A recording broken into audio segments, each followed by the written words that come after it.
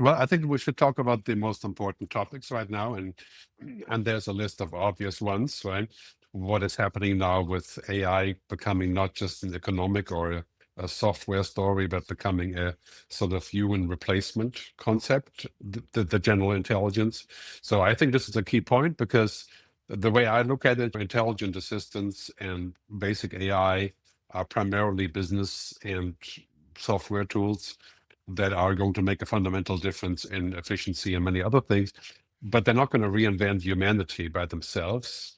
They will have deep impact on work, clearly, and the work structure and the routines. But the next level, which is the open goal, the declared goal of OpenAI, Microsoft and Tencent and other companies, is to reinvent humans, basically, to create a digital human, the artificial general intelligence, so-called, right? And which is defined as a software and hardware eventually that can do over 95% of all of the applicable tasks that humans do. That's their goal, right? To build not just tools or tech like supply chain or whatever, but to actually build digital beings with an unlimited intelligence. And I think therein lies the difference to the other part of the equation. And I think that's a good topic to think about why that would be foolish, as I call it, to build such a thing, as opposed to clever, which is to build the software. Right? Well, I tend to agree. I think that using AI as a tool to improve business performance with practical applications, that's very exciting. Going way beyond that is a little bit extreme. Yeah, the other thing that plays into a factor here is that people are so obsessed with automation. Yes. Because automation cuts back on jobs, obviously. But in the end, we have to remember a few things. First is that what looks like routine from the outside, a lot of times isn't that simple as a routine. For example, shop floor knowledge and the working knowledge that's not explicit, it's very hard to make that a routine. So like a self-driving car, yeah, we kind of have that in San Francisco, maybe Austin, Texas, and but in general we don't have it because it's not a routine that we thought it was, right? And so a lot of people who are into building software applications for AI, they're looking to automate the whole process. I think that's a dubious goal. I think that automating pieces of it is good, but the rest is really about what I call kava and good old Spanish champagne. So kava is cognification, augmentation, virtualization, and then automation. But it's really about cognification. So this is a really important topic, which is much more practical to cognify and to augment than to replace. Replacing humans is a tall order, also because it may not be financially beneficial in any way, because in the end, we have a cooking robot, for example, it will cost you $200,000 and it will make a hamburger. So it's okay. Why bother? Yes, I know what you mean. What do you think is the outlook for self-driving cars? So much has been invested by Google and others in self-driving cars. What is the outlook for that? Well, as always, I would say the low-hanging fruits, level 3 or 4. So self-driving, not complete self-driving, but for example, if I'm really tired or jet lagged or so, I'm in a traffic jam, I'll let the car take over. I think that would be amazing. Or, I mean, I can do that today in Los Angeles if I go, but on the German Autobahn, I'm not going to let the car take over because I'm going 200 miles an hour or something. That's not going to be a good thing.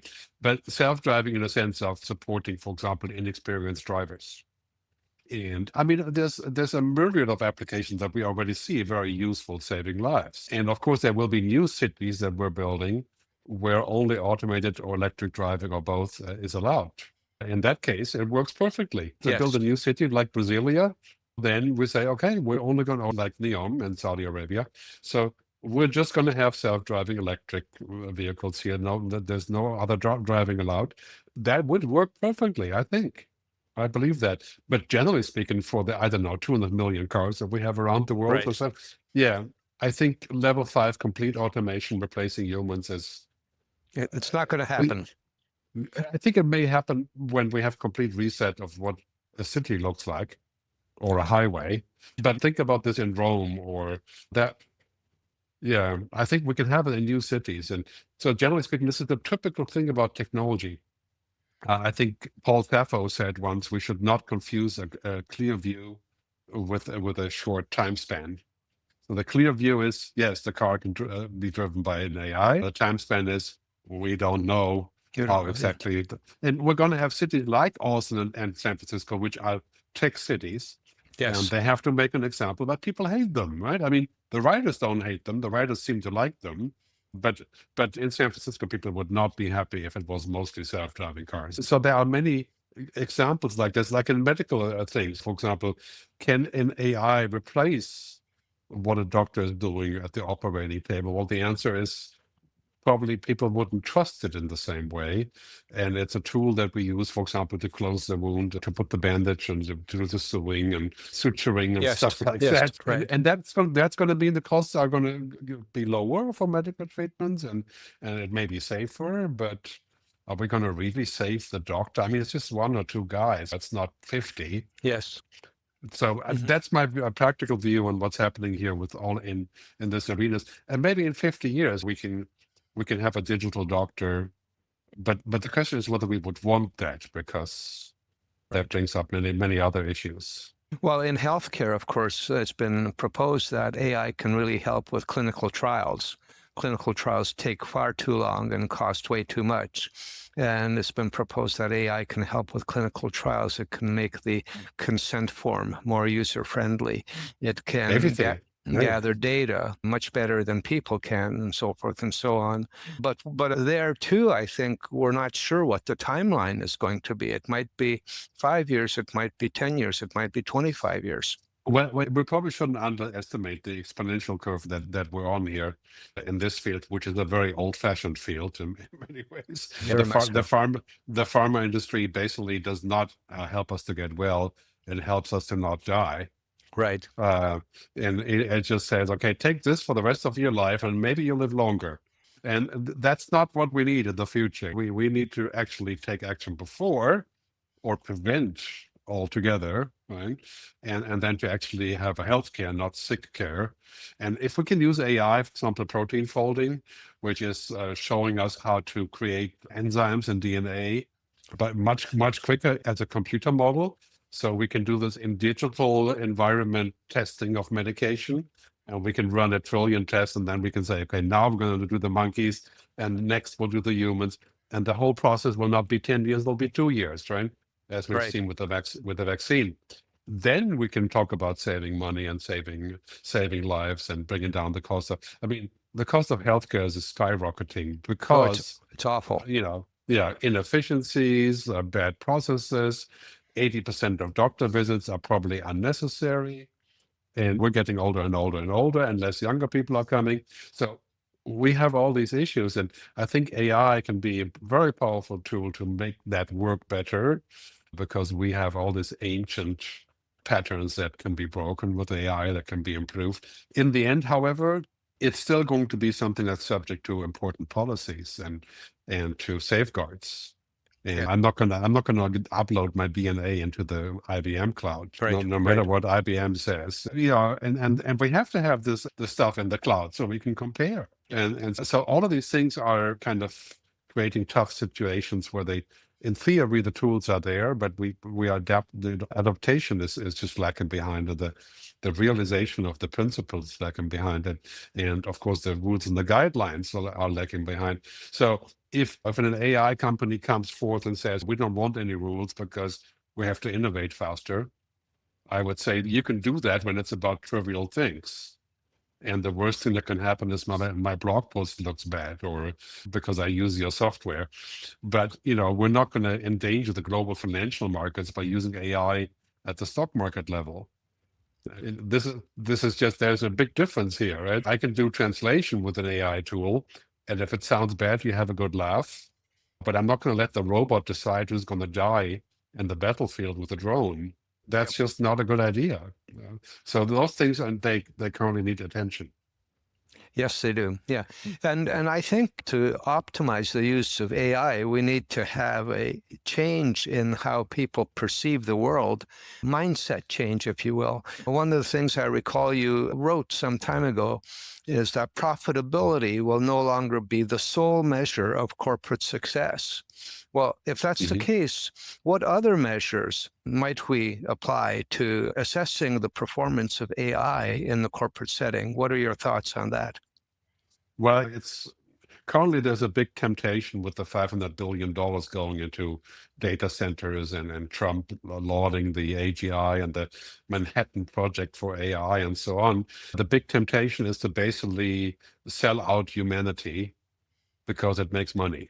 Right. To say, okay, we don't need all these people, we don't need all these institutions, because we can cut that all out, and in the end we have this well-functioning machine, completely forgetting that humans aren't machines, and that we don't live in a world of machines. So this is the big temptation, I think, right now, and it comes from the fact that we judge everything by economic benefit. And to be frank, this is our generation mantra, 50 to 70 sort of ballpark. We're Gen Xers, the baby boomers, and we like progress, we like money, we like getting more money. The millennials and the Gen X, the Gen Z, I mean, they're looking in a different direction. They want a more complete world. They like money, millennials like money, but not in the same way that we liked at all costs. And if we're going to have progress at all costs, then we die, right? Because we are now at the point to where the progress is costing us dearly. Climate change, democracy decline, manipulation by AI. We have a myriad of side effects. And to say that we have to temper our likings for progress and for profit and growth, then it's really about people, right? It's about planet, and it's about purpose. And it's about saying, okay, there's something larger here. The destination of this is not to create unlimited money for 5% of the population, but there's a larger objective. As many companies have said that they want a larger objective, including IKEA and Unilever and even BlackRock and those kind of companies. But at the same time, they are judged in a stock market that is judging based on 20-year-old paradigms, which is Yes. What's your dividend, what's your success, and shut up about the rest. Yeah, that's true. And that will kill us. That will basically kill us, because we don't value anything else but the dividend. And most people don't get dividends. It's only us getting, the top 10% getting the dividends. So this is a very extreme scenario that's even more heated now in America, with this kind of refocus on making everything great again, no matter at what the cost is. Yeah.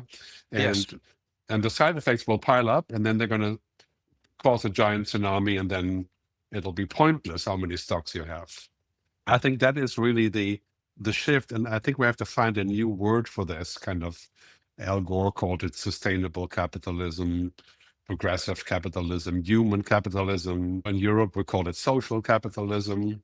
But I think in the end, it's a complete economic logic that says maybe in 10 years we don't even work 8 hours a day anymore. We work 4 hours a day, 3 days a week for the same money, because we have plenty of support from technology. That is definitely not capitalism. That is a new form of thinking about economic logic. And this is why the work of Piketty and others are so important, and Yuval Harari and other people pointing in this direction of a new economic logic. Yeah, and I think there's a lot of merit to that, but it only applies to the advanced countries in Europe and North America. Actually, I think that the movement in developing countries is very much in this direction, as 10 years ago or 15 years ago, they would have all aspired to be the next America, like Argentina and Brazil and many other countries. They wanted the same situation, the same wealth of America. And seeing now that this is not possible, and that America isn't all just rosy, now they have to develop their own way of looking at their future. And what comes in addition to this is that we have to realize that the planet is going to be uninhabitable for climate change reasons unless we get the developing countries aboard to change the way that they use energy, or generate energy rather. So we're talking about Africa, Indonesia, India, Brazil, and places like this, because if they do what we did, we don't stand a chance. We're going to look at 4 or 5 degree global warming, and that's pretty much the end of what we know. So if we want them to come along, we have to give them money to gear up on the tech for the generation of sustainable energy, which they have all the perfect locations for mostly. And B, we have to teach them that, or we have to show them rather by example, that there is another way of looking at capitalism, which includes those 4 Ps, the people, planet, purpose. Otherwise, same problem. So in the end, there's a global consciousness that we have to develop, especially now with AI becoming a global power instrument that includes global multilateralism. And this is a real problem when you're talking about monolateralism, like we have in American policy very soon. It's kind of idea that it's all about us. No, we don't know. It's not all about us. And there's not a single country in the world that can be about themselves, because we have global issues. And this is why we need to be multilateral and create a global system. Right? Absolutely. Absolutely. Balance is key. Thank you so much for your time.